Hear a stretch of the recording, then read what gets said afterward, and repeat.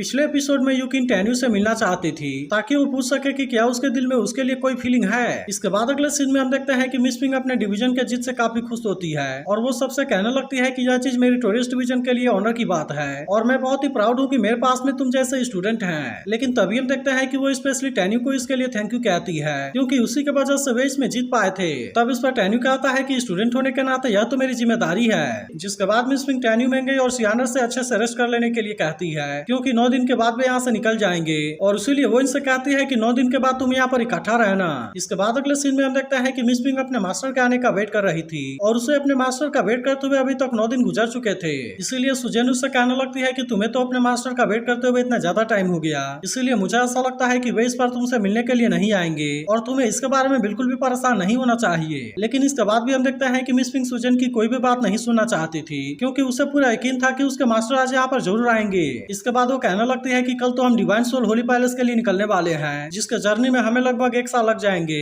और इसीलिए मुझे ऐसा फील हो रहा है कि मेरे टीचर आज मुझसे मिलने के लिए जरूर आएंगे। तब इसकी ऐसी बात सुनकर सुजेन उससे कहती है कि मैं तुम्हें बहुत ही अच्छे से देख रही हूँ और मुझे ये भी पता है कि तुम अपने मास्टर के प्यार में पागल हो गई हो। लेकिन इसके बारे में सुनते ही मिस पिंग कहने लगती है कि नहीं, ऐसा कुछ भी नहीं है। जिसके बाद सुजेन उससे कहने लगती है कि मैं इतनी भी अंधी नहीं हूँ और मैं देख सकती हूँ कि तुम्हारे दिल में क्या है। अब इसी वजह से हम देखते हैं कि सुजेन को मिस पिंग के बारे में काफी चिंता होने लगी थी, इसीलिए वो कहने लगती है कि तुम्हें अपने मास्टर के बारे में इतना ज्यादा परेशान नहीं होना चाहिए क्योंकि मुझे ऐसा लगता है कि अगर तुम अपने मास्टर से और ज्यादा प्यार करने लगी तो अब इस तरह से उसमें से बाहर आ पाना तुम्हारे लिए काफी मुश्किल हो जाएगा। लेकिन इसके बाद भी हम देखते हैं कि मिस पिंग को किसी भी चीज के बारे में कोई चिंता नहीं होती और वो कहने लगती है कि मैं तो उनकी इकलौती स्टूडेंट हूँ और उन्होंने हमारे फादर से भी प्रॉमिस किया था कि वे मुझे प्रोटेक्ट करेंगे। अब इतनी बात कहने के बाद वो कहती है कि मुझे और किसी चीज के बारे में कोई भी चिंता नहीं है क्योंकि मैं किसी भी तरह से केवल उनके साथ में रहना चाहती हूँ और मुझे यह चीज बहुत ही अच्छे से मंजूर है। तब इसके बारे में सुनकर सुजेन कहती है कि तुम तो उनके प्यार में पूरी तरह से डूब गई हो। लेकिन अभी भी हम देखते हैं कि मिस पिंग को अपने मास्टर के ऊपर पूरा यकीन था और इसीलिए वो अभी भी उनके आने का वेट करने लगती है। तब इसे देख सुजेन फिर से उसे समझाने के लिए कोशिश करती है क्योंकि वैसे भी अभी यहाँ पर काफी रात हो गई थी और इसीलिए वो मिस पिंग से कहती है कि तुम्हें अब उनका वेट नहीं करना चाहिए। लेकिन इस पर मिस पिंग कहने लगती है कि नहीं, ऐसा कभी नहीं हो सकता क्योंकि मुझे पूरा यकीन है कि मेरे मास्टर मुझसे मिलने के लिए जरूर आएंगे। तभी हम देखते हैं कि टैन्यू अपने मास्टर वाले रूप में सच में यहाँ पर आ गया था, जिससे देखते ही मिस पिंग काफी खुश हो जाती है और हम देखते हैं कि वह तुरंत उसके गले से जाकर भी लग गई थी। तब इसे देखते ही टैन्यू भी मिस पिंग से इसके बारे में पूछने लगता है और कहता है कि मैं जान सकता हूँ कि तुम किस वजह से इतनी ज्यादा खुश हो। तब इस पर मिस पिंग कहती है कि यह सब केवल आपके आने की वजह से है और फिर हम देखते हैं कि वो सुजेन को गुड बाय बोलकर यहाँ से जाने लगती है ताकि वो अकेले में अपने मास्टर के साथ में बात कर सके। जिसके बाद सुजेन कहने लगती है कि यह लड़की तो सच में पागल है और उसने अपने मास्टर के आते ही मुझे पूरी तरह से इग्नोर कर दिया। इसके बाद अगले सीन में हम देखते हैं कि टैन्यू मिस पिंग के साथ में था और फिर उससे पूछता है कि क्या एलडीडी ने विश्व सोल और फायर सीट को भेजा है। तब इस पर मिस पिंग उससे कहती है कि नहीं, एलडीडी ने कुछ भी नहीं भेजा और फिर वो उदास होते हुए कहते हैं कि क्या आप केवल इसी वजह से मुझसे मिलने के लिए आए थे। तब यह सुनकर टैन्यू से कहता है कि नहीं, ऐसा कुछ भी नहीं है, बल्कि मैं भी तुम्हें बहुत ही ज्यादा मिस कर रहा था और इसीलिए मैं तुमसे मिलने के लिए आ गया। जिसके बाद इसके बारे में सुनकर मिस पिंग भी इस बात से काफी खुश हो जाती है। लेकिन तभी टैन्यू कहने लगता है कि इसके अलावा मैं तुमसे एक और चीज के बारे में बताने के लिए आया था क्योंकि मैं किसी जरूरी काम को पूरा करने के लिए फिर से बाहर जाने वाला हूँ और इसमें मुझे लगता है कि कम से कम 1.5 साल लग जाएंगे। इसलिए मैं जैसे ही अपने काम को खत्म कर लूंगा मैं तुमसे फिर से मिलने के लिए जरूर आऊंगा। लेकिन मिस पिंग को तो इसके बारे में पहले से ही सब कुछ पता होता है और सोचने लगती है कि यह तो कंपटीशन के लिए डिवाइन सोल होली पैलेस में जाने वाला है। तभी टैन्यू से कहने लगता है कि यह तो केवल 1 साल और 6 महीने की बात है और इसीलिए यह टाइम भी जल्दी ही गुजर जाएगा। तब इस पर मिस पिंग नाराज होकर अपनी ताकत लगाकर मसाज करने लगती है और फिर कहती है कि हाँ, मैं समझ गई कि यह केवल 1.5 साल की बात है। तब इसके ऐसे हरकत को देख टैन्यू पूछने लगता है कि तुम ये क्या कर रही हो। जिसके बाद मिस पिंग कहती है कि पिछली बार आप मुझे बिना गुड बाय बोले ही चले गए थे और इसीलिए मैं इस बात से नाराज हूँ। तब इसके ऐसी बात सुनकर टैन्यू भी हंसने लगता है और फिर कहता है कि इसमें तो सच में मेरी ही गलती है। तभी मिस पिंग कहने लगती है कि मैं आपके लिए बहुत ही अच्छा वाइन रेडी करने वाली हूँ। इसके अलावा वो इससे बताने लगती है कि मैं किसी को पसंद करती हूँ, लेकिन असल में बात ऐसी है कि वह पहले से ही किसी और को पसंद करता है, इसलिए मैं आपसे पूछना चाहती हूँ कि क्या आप मेरे साथ में ड्रिंक करेंगे।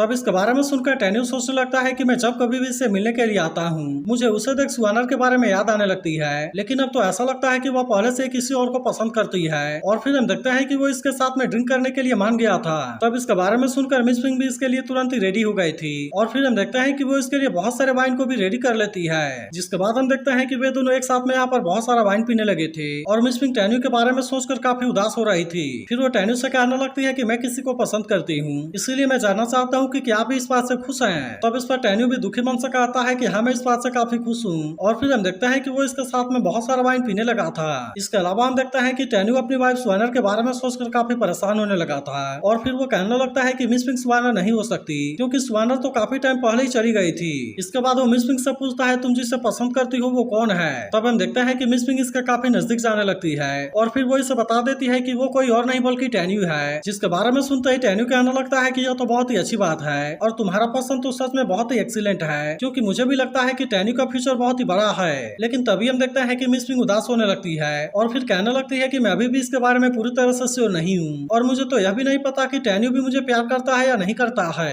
अब इतनी बात कहने के बाद हम देखते हैं कि वो टेन्यू को उसी के बातों में घुमाने लगती है और फिर उससे कहने लगता है कि आपको भी लगता है कि वह मुझसे प्यार करता है। फिर वो कहने लगती है कि महंगाई तो पहले से उसकी फियांसी है, इसीलिए मुझे भी समझ में नहीं आता कि मैं इसके बारे में क्या करूं। अब इतनी बात कहने के बाद हम देखते हैं कि वो इसके सामने रोने लगती है जिससे देख टेन्यू भी इस बात से काफी परेशान हो गया था और फिर हम देखते हैं कि वो इसे शांत कराने के लिए इसके पास आता है और कहने लगता है कि तुम तो इतनी अमेजिंग हो, इसीलिए मुझे लगता है कि टेन्यू भी जरूर तुम्हें पसंद करता होगा क्योंकि तुम तो एक बहुत ही अच्छी लेडी और उसकी चीफ हो और इसीलिए मुझे लगता है कि सही समय आने पर वो तुम्हें इसके बारे में जरूर बताएगा। लेकिन इसके बाद भी हम देखते हैं कि मिस पिंक का मन शांत नहीं होता और फिर वो कहने लगती है कि अगर ऐसा नहीं हुआ तो फिर मैं कभी भी किसी और से शादी नहीं करूंगी और मैं हमेशा ही आपके साथ में रहूंगी। तब इस पर टेन्यू भी कहता है कि तुम इसके बारे में बिल्कुल भी कोई चिंता ना करो क्योंकि अगर टेन्यू तुम्हें नहीं चाहता तो क्या हुआ, मैं पूरी लाइफ तुम्हारा ख्याल रखूंगा। तब इस पर मिस पिंक उसके गले से लगते हुए कहती है कि आप ये प्रॉमिस कभी नहीं तोड़ना। लेकिन तभी टेन्यू को पता चलता है कि ज्यादा पीने की वजह से मिस पिंक बेहोश हो गई है, इसलिए वो कहने लगता है कि मुझे तुम्हें इतना ज्यादा ड्रिंक नहीं करने देना चाहिए था।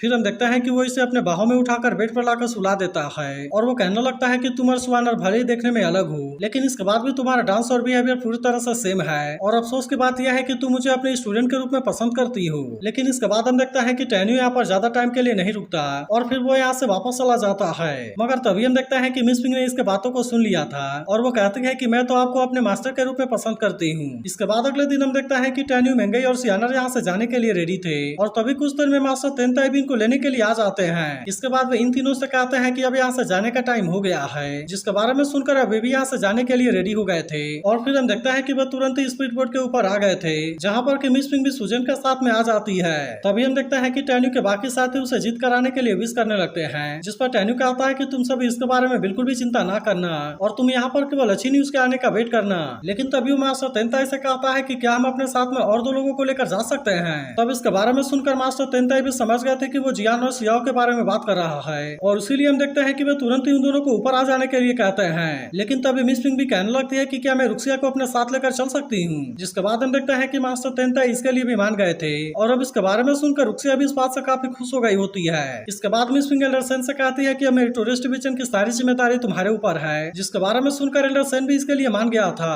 तो अगर एक्सप्लेनेशन अच्छी लगी हो तो इस वीडियो को लाइक और इस पर एक प्यारा सा कमेंट करके जरूर बताना और अगर आप इसके अगले एपिसोड के लिए भी एक्साइटेड हो तो इस वीडियो को लाइक जरूर कर देना।